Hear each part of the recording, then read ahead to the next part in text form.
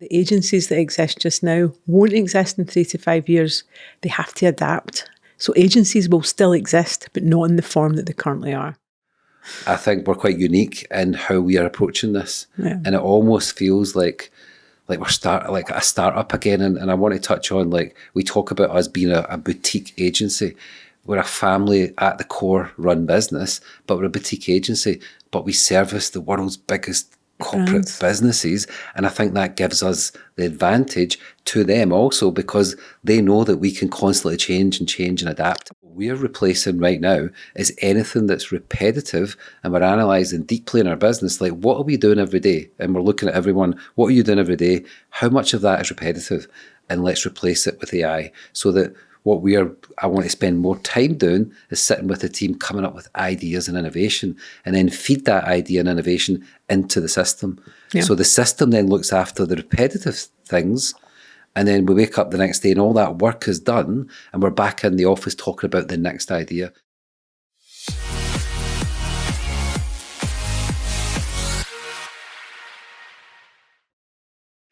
Welcome, Gillian, to episode 175. This is a little bit different, this episode, and it's talking, obviously we're a creative agency, and it's talking about the future of creative, and obviously with the advent of AI and how integrated we are in the company with AI. But the question then for you is, well, there's headlines going around. I think we see it all the time. There's a lot of headlines about 3 to 5 years and how things are changing. And we know how things have changed dramatically, even in the last year or two, and then even 3 months or 3 weeks.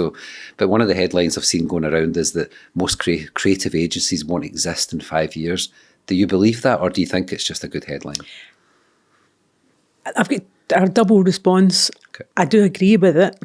But the reason why I agree with it is that the agencies that exist just now won't exist in 3 to 5 years. They have to adapt. So agencies will still exist, but not in the form that they currently are. The way that an agency operates right now will not be the way that an agency will operate in 12 months, never mind 36 or 60. And why do you think that? Because of the speed of technology, the speed and rapid change of efficiency with the adoption of AI. Yeah, I mean, I think like the ones that will vanish are the ones that protect the old model. I think the ones that think, well, everything's fine and we'll just keep going and at some point we'll change. I think that's the agencies that will vanish, the ones that protect the old model. Yeah. I think that's really important we've always been like, not just for AI, we've always had that type of approach of curiosity of technology all through the years in our business of how do we adopt new technology. So for me, this is just another adoption. The main difference that you talked about there is the speed of that adoption. So I've always had that curiosity of technology, but now it's just on super speed. So I just think we all have to change in the creative world, and it's how you adapt that, but it's how you can evolve your agency, adapt that at the speed of the technology and how things have changed. So the ones that 100%. survive will kill themselves first. We've always said we're looking at ways to strangely put ourselves out of business. So I think the ones that are surviving will constantly think, what's about to change and how's it going to impact my business? And then the ones that will vanish will the ones that will continually try and protect that old model. Yeah. And I think I think it's a headline, but I think there's truth in that headline. Yeah. I genuinely think, and I actually think 3 to 5 years is quite a long time. Way too far. I mean, that's what I say, 12 months. Yeah, 12 months for me is if you don't evolve in the next 12 months, you're going to die. You're going to really struggle. In a creative agency sense of things. And based on that, then we just started to touch on it. Are we at risk? And are we at risk at 29 Studios? And what would put us on the wrong side of that? You know? Well, what would put us on the wrong side of that is mindset. If we didn't have the right mindset to really focus on how do we stay relevant. But this isn't just because of AI coming into the market and transforming the creative industries. Even since 2020, since when the pandemic hit, we have been consistently and continually innovating. We then started to really expand the business really define the business as a design plus technology company. That's been since 2020. That's been 6 years that we have really focused, not just for ourselves as an organisation, but how do we service the customer? How do we stay relevant? How do we make sure that we can bring the most modern methods of productivity to our customers at speed, at price, with high quality? And whatever technology it is that enables us to do that, then we bring that to market. And there's one thing I think if that would put us on the wrong side of that line is complacency. And I Oh, think yeah. it's something that's never been levelled at us. I think, as I said, we constantly look for new ways to do things, for quality, speed and price for our customers. And with AI now, I think that's just evolving so fast that I think it excites both of us. So I think it's also that natural ability of like, we're excited about this. And I think that defines who we are in 29 Studios. And it will always make us not be in the wrong side of the line. As we celebrated a few months ago, 17 years in business. But it's been 17 years of constant evolvement. This is just a speed change, but it's never going to catch us out because we're always that curiosity led as a business, always wanting to learn. And I think that's important, that anyone in the creative industries, you always need to be learning. And I can speak as a creative that the way to learn now is completely different to the way we would learn It's before. so fast. And I think it just genuinely excites us. And I think that's what filters through to the rest of the business is this is exciting. Obviously, everyone can talk about the risks of AI, but if we just focus on how it can impact the creative agency, I think that's a genuine excitement that we filter through the business. So I think we'll never be in the wrong side of it because we're just always trying to push ourselves ahead. And we've done it, as you said, since the day we started business. So how we've touched on it. How is 29 Studios evolving? And what you touched on there was combining I think service and systems. Obviously we're a service-based company, and we've talked privately about how we turn that into a service and system.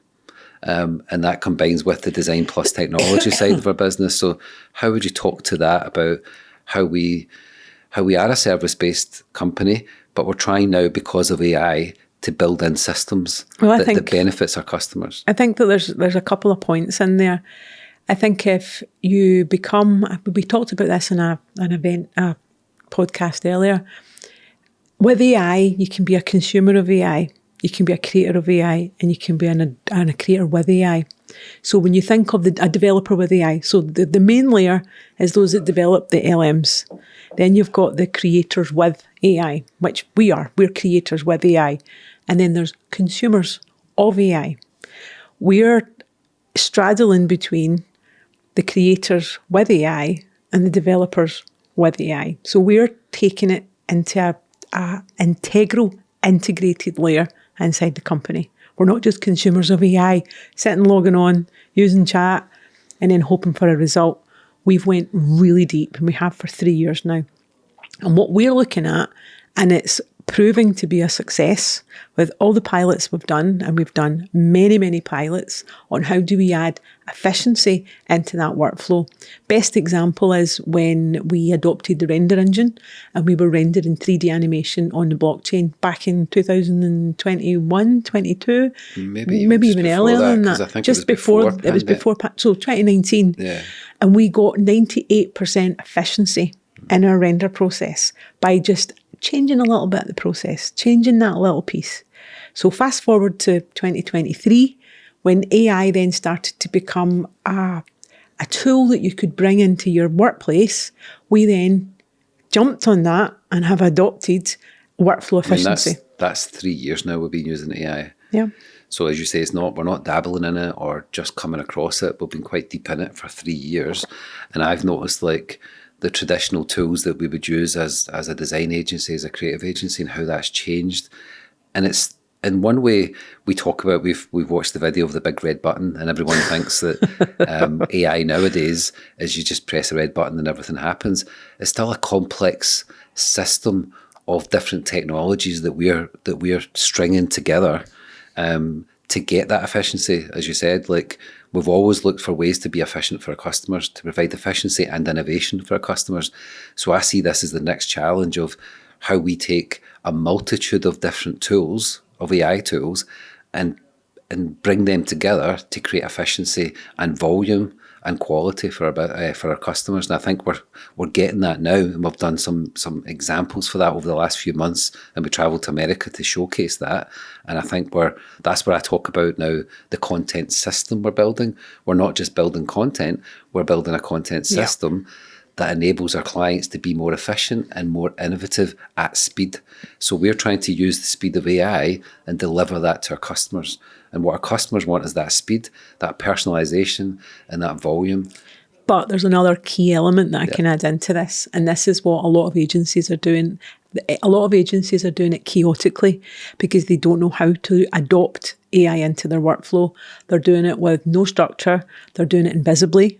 They're not being transparent. They're not sharing that knowledge with their customers. They don't have governance in place. Yeah. What we have done is we've created a complete layer of governance. How do we protect our data? How do we protect our customers' data? Everything we have is enterprise grade. We have partners who are enterprise grade, best in the market, that can come with us and help us make sure that everything that we do, that we are completely ring fencing, our own brand and every brand that we work with. We never put any content anywhere that would put a customer or a human being at risk. Yeah, and I think that's important because obviously the customers we work with are large organisations. We work in the B2B world. So although from 2023 there was that element of just discovery and figuring things out, but for the last year and a half or so, we've been deliberately focused on about, as you say, the governance, where our content is stored, how we store it. Is it zero retained? Is it trained on? Absolutely not. Yeah, so all of that is... So I'll talk about it from a creative perspective, and you're obviously more organised from that side, and it's a good combination to have in our business and for the benefit of our customers. So I think, it kind of ties into the last couple of questions of why we won't be in the wrong side of this, because we're 3 years in, and that 3 years, although it seems 3 years is a long time, I think the next 3 months will be the speed of that. Like the 3 years it's taken us to get here, there's another 3 months that's just constant change. So I think that's where we're super positioned now to look at how we become as a company more efficient and deliver that efficiency to our customers. And as I said, about creating content as a system rather than just separate pieces of content for the customers. So the human perspective of all of this, because obviously there's a lot of chat about AI and how it's going to replace and take jobs and things like that. And I know that the usual line that comes back is AI won't replace your job, it will replace the people who know how to use AI. So that's a line that goes around, and it's true. Yeah. Obviously there's an element of truth in that. And I think also, like, obviously through history, jobs have been replaced with technology. We've touched on it a few times already, but the difference now is speed. And, back in the day, I started with a drawing board and then went on to use a computer, but it was a long, slow process. You had time to learn, you had time to develop, you had time to adjust your mental state of, I'm now going from a drawing board to use a computer. I now need to work this out and rewire my brain. I've found over the last year, it's getting more difficult, not difficult, but challenging to constantly keep on top of the developments of AI. So you always have to pick where you're going and be defined on that. And but also have the flexibility of the pivot. To be able to pivot in between technologies, because even when you keep going. Yeah, no, the point I'm meaning is that's why the system for me counts, and you're not just creating content, because you could get easily opportunity paralysis with AI and you go off in different tangents. You need to be aware of all the tools that's coming out. But if you've built this system internally, that we're looking at this system of where things fit. And it's already working, we're seeing results from it. But we're looking at it's hard to describe without visually showing it, but we're looking at a linear type system of what we do and how we replace elements of what we do with AI. But it's always then substituted with a newest model or a different model. So we're always not AI specific. It's not one specific LLM we use. We have to keep a very open mind. It's more about the capabilities. And the one thing that I have found in probably the last 12 months is that the relationship that the human has with each AI is very different. Well, that's actually my next question. It's very different. It's like my next question is, why is human perspective becoming a premium product?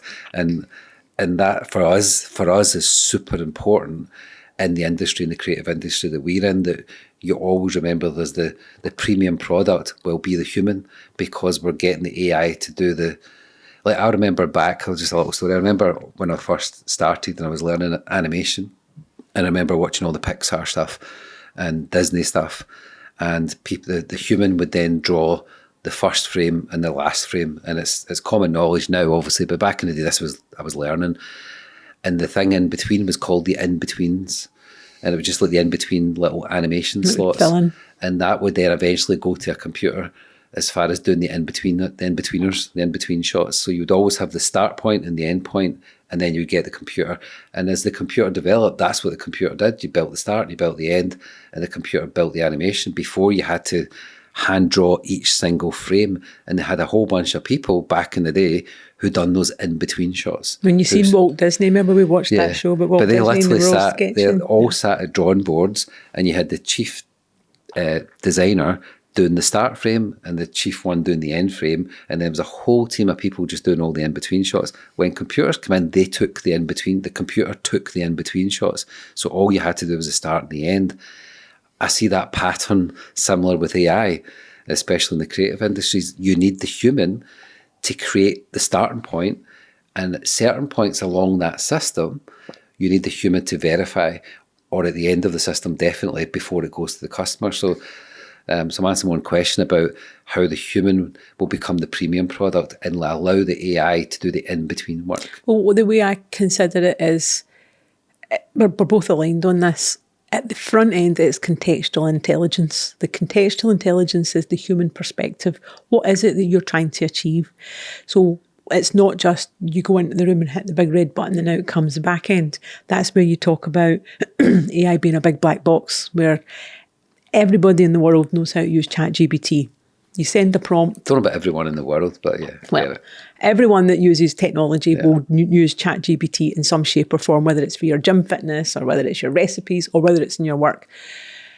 But there's so many layers of ChatGPT that you cannot use it in your work. But the concept of you write a prompt and it goes, you cross your fingers and then you wait to see what the result is. It's a big black box. You can't see in it. You can't navigate it. You can't steer it. You can't direct it. What you have to be able to do is have a big glass box. And that big glass... This is your analogy. This is my analogy. Yeah. You need a big glass box that inside that AI system, you can steer it with contextual intelligence. The human, the insight, the knowledge, the craft, the skill, the innovation that you create as a human being in a creative agency or in any type of creative agency, an architect, an engineering firm, anywhere that you have human and intellect, that contextual part has to stay at the front and steer the AI, not just throw it in, cross your fingers and hope it comes out the back end. So all the steps that go inside that box, even when you think of building 3D animation using Cinema 4D, all the other platform packages, you have to spend hours of time learning how to manipulate that. Yeah. So it's exactly the same. But what we're not doing is we're not just chucking stuff into this big black box and hoping for the best.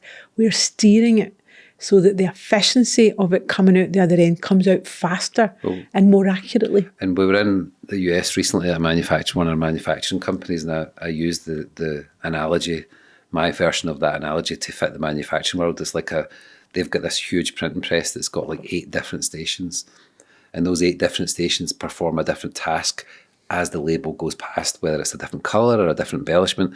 But what you always had was the person, the printer, stands at that press for 8 hours a day and monitors each station across the way so that the final roll of labels that come out is fit for purpose and can go to the customer with the highest of quality. And I compared that to what we do now with AI. So as you said, at the start of the AI revolution, there was either ChatGPT, and for me it was like Midjourney, and everyone was just amazed at the quality of images. But it was like, you know, like a roulette. Can I just throw the ball in and see where it lands? And you got an image. But then the comparison I said about the press, it's like you have to be available to approve along the way. You let the AI do the heavy work, like the press that runs at its speed and produces thousands of labels. So that's for me that comparison of we're now creating volume of content at speed. So like the press, volume of labels at speed, but we have that printer, that person, managing that press all along the way in case at any point it needs adjusted or tweaked. And if you watch a printer... And then the human judgment comes in. And if you watch a printer at a press, he's just tweaking, obviously, digital buttons now, but he's tweaking little things along the way to make that press be efficient. And that's the skill in itself. So that's where we are with our version of AI. We've built the system that allows us to tweak it along the way so that what comes out the other end is an innovative product that we asked for and wanted. That we verify that meets the objective of what goes in at the front end. But that's why I think like we're not, for the purposes of anyone watching this as well, is that we've not just bought into whether it's ChatGPT, Gemini, or any image models or video models. Claude, yeah. We've got a whole range of tools at enterprise level that we're piecing together to create a system. We're manipulating it. And that's our unique advantage, I think, in 29 Studios, and why we're so innovative in this industry now.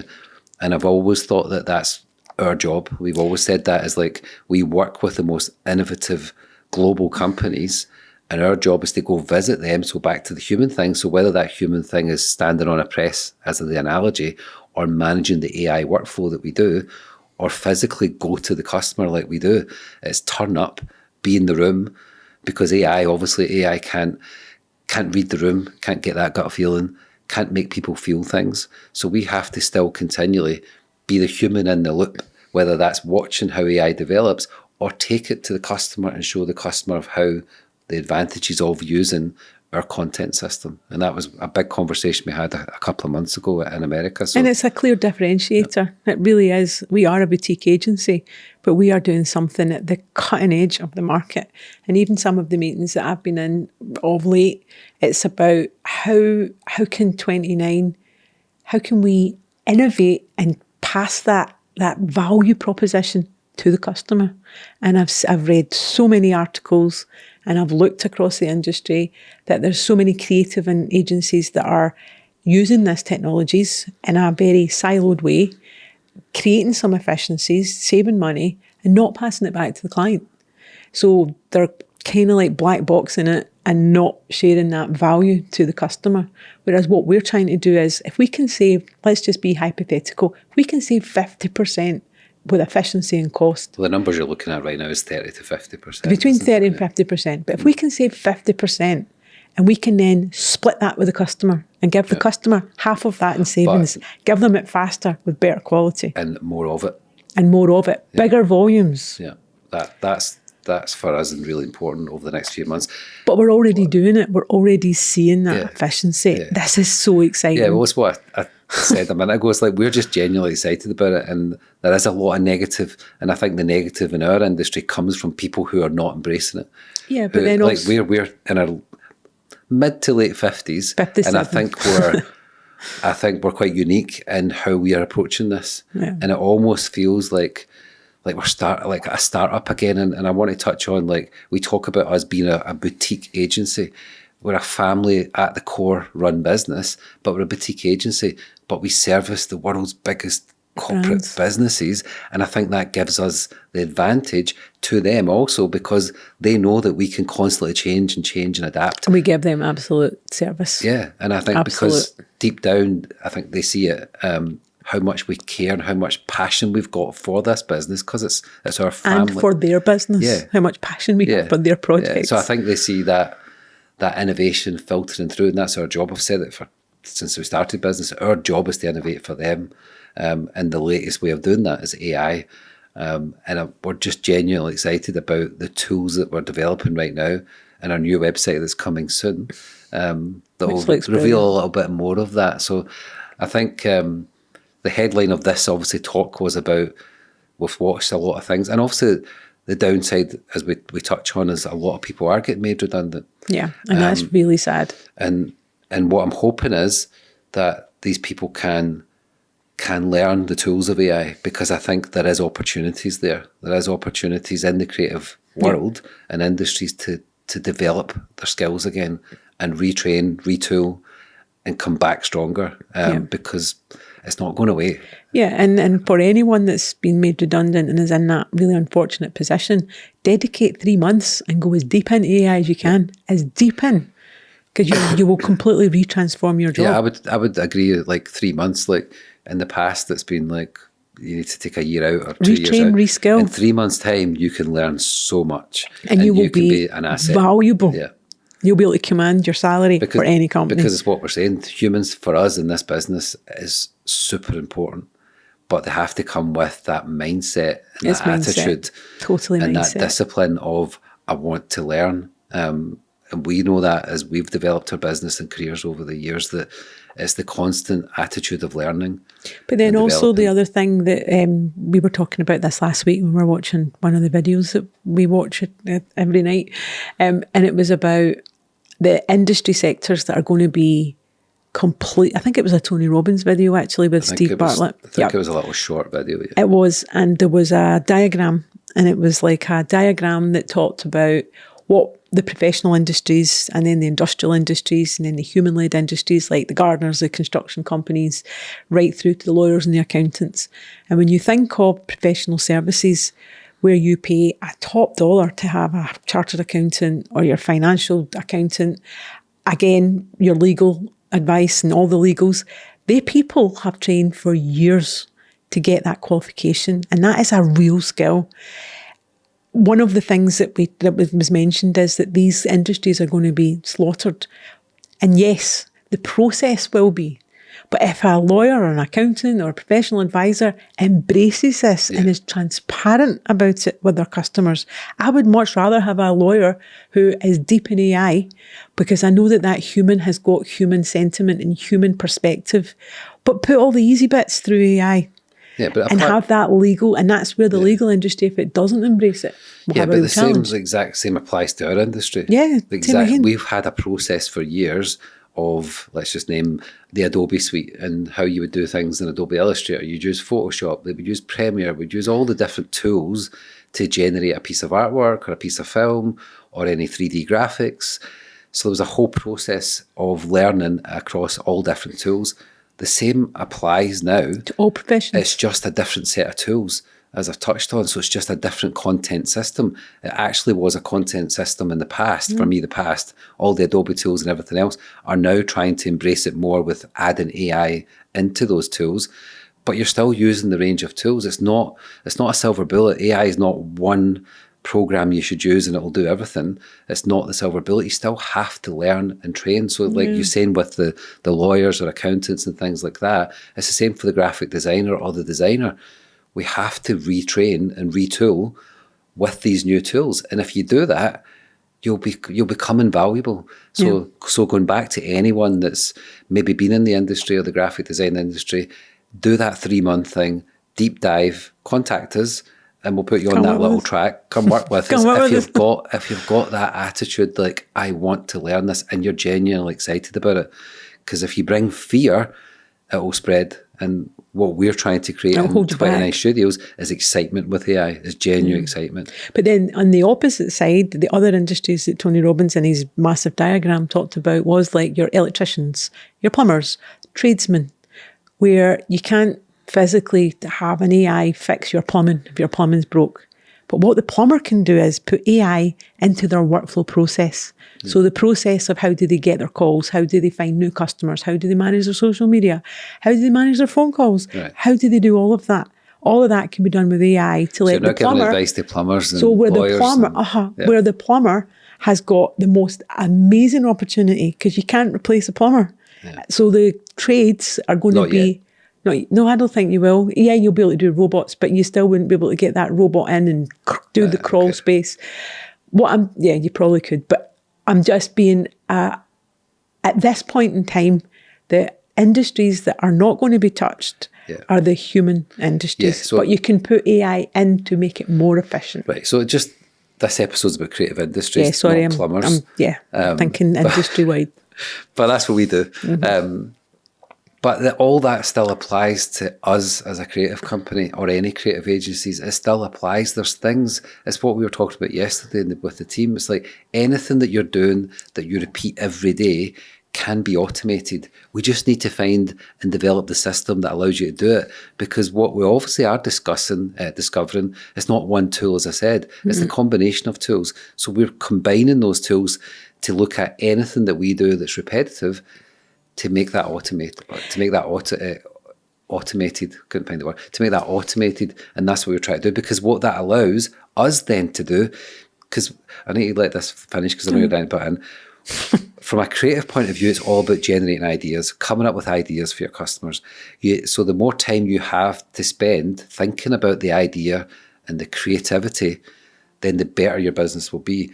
where we spend a lot of time, not us, where we creative industry spend a lot of time is doing repetitive tasks, is just constantly doing what they think is creative, but it's repetitive. So what we're replacing right now is anything that's repetitive, and we're analysing deeply in our business, like, what are we doing every day? And we're looking at everyone, what are you doing every day? How much of that is repetitive? And let's replace it with AI, so that what I want to spend more time doing is sitting with the team, coming up with ideas and innovation, and then feed that idea and innovation into the system. Yeah. So the system then looks after the repetitive things, and then we wake up the next day and all that work is done, and we're back in the office talking about the next idea. So that applies to any industry, as far as whether it's paperwork or anything like that, accountancy or lawyers. There's repetitive tasks, but what you're paying for then is the person, is the human touch. So if you think of 29, what runway do you think we have? All agencies are going to be able to adopt this type of technology. Well, all industries are going to be able to do this. Where's our unique position? Well, I think we've been on the runway for the last 3 years. We started in 2023, so we've been on this AI runway for 3 years. I genuinely think between now and the end of the year, we will literally have to take off. And you can say, yeah, we're doing that. Yeah, we're slightly airborne. But for where I want to go, we need to be cruising at 40,000 feet. Yeah, and we are doing that with our customers. And that's within the next 6 months, we need to take that next gigantic leap. We're building that system just now. We're embracing it. We're excited about it. Yeah, but even when you see the early prototypes that we've already got, that we've already shipped, that we're already using with our customers, it's insane, the outputs that we're achieving. Yeah. From this. I mean, because I came from the time before you had to, if you wanted something filmed, you had to go film it. If you wanted something created, you had to put in hours of work. But then there still is occasions where you are going to still need filming. So if an event's taking place and there's a keynote speaker and you want that keynote speaker on camera. I wasn't trying to replace filming. I was meaning, like, there's certain things you can just create now that's film-led, or it's B-roll, or it's something like that. But we're not going to replace filming again with the human element. But there's a lot of content that can be created that looks like a genuine, real piece of film. So everything's changing. But we're just very lucky that we've already embraced this, and we're already. But we're not very lucky. We put ourselves in that position. That's true. We put ourselves in that position. Matter of perspective. You get luck because you put yourself in position. And sometimes when it doesn't work, people say it's bad luck, but you're still put yourself in the position. So you need to be in the final. You need to work hard to get through to the final to then be your best. And that's where I feel like we're positioning 29 Studios for our customers, is to be the best version of ourselves for our customers. But I also think that our customers really value our transparency. Yeah. And I think transparency is a massive thing, especially when there's new technology involved. But transparency is about protection, and it's about protecting the customer and us, because we're developing a long-term relationship. So as we wrap this one up, I think the headline was that where will creative agencies be in 3 to 5 years? Will they die? Well, the headline is they're all going to die unless they adopt. And we started by saying we genuinely think that's true. And just like anything that changes and evolves, you have to adopt. But you think back to even when digital came out, when the internet came out, all the printing presses, all the newspapers, all the traditional methods of communication, that was completely slaughtered. But we still get newspapers. Yeah, but I would say, I went through my apprenticeship as a graphic designer, and then desktop publishing came out, and I used to say, now everyone thinks they're a graphic designer because they've got the ability to use a machine that generates desktop publishing. It doesn't for anyone old enough. But I used to always think, but everyone can still sit at that machine and create a leaflet or a brochure, but it doesn't quantify the look or feel or the quality of that brochure because they don't have that graphic design background. So I still think that applies here and now, that we can use the tools, but the tools, obviously, you can automate those tools to actually go to do the task for you, but they need to understand what the task is. So but then that last point, and I think that's a really valuable point that you've just made, because there will be scenarios where a solo entrepreneur or a small company doesn't have the budget to then go hire an agency. They can just get themselves a subscription and make some content, push it out on social media, because it's good enough. It's good enough. And there'll be scenarios where... It's never good enough. No, I get that. As a graphic designer, as a creative, you always want to take it to 100%. But there will be so many companies and industries that will take it to 70% because it's good enough to ship it. But it's the companies that want to be different, that want to stand out, that want to own and retain that world-leading market position.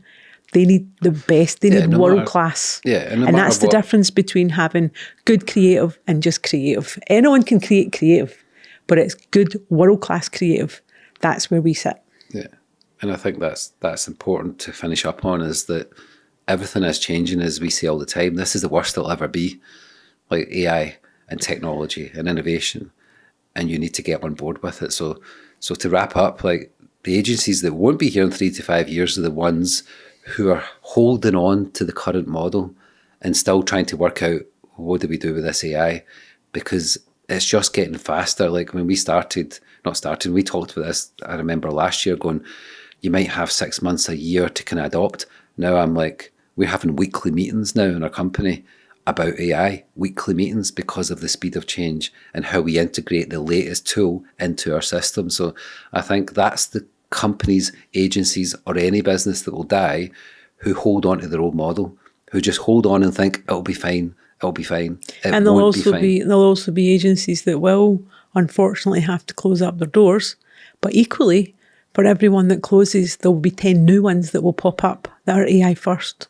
Yep. So it just transitions. It never dies. The industry won't die. It just transitions much, much faster with younger, smarter brains who really understand the capabilities of what AI can do. Okay. Right. Well, thanks for joining us on episode 175, all about the creative industries and the survival of the creative industries and what will change in the next 3 to 5 years. So thank you. Thank you. Great questions, Kev.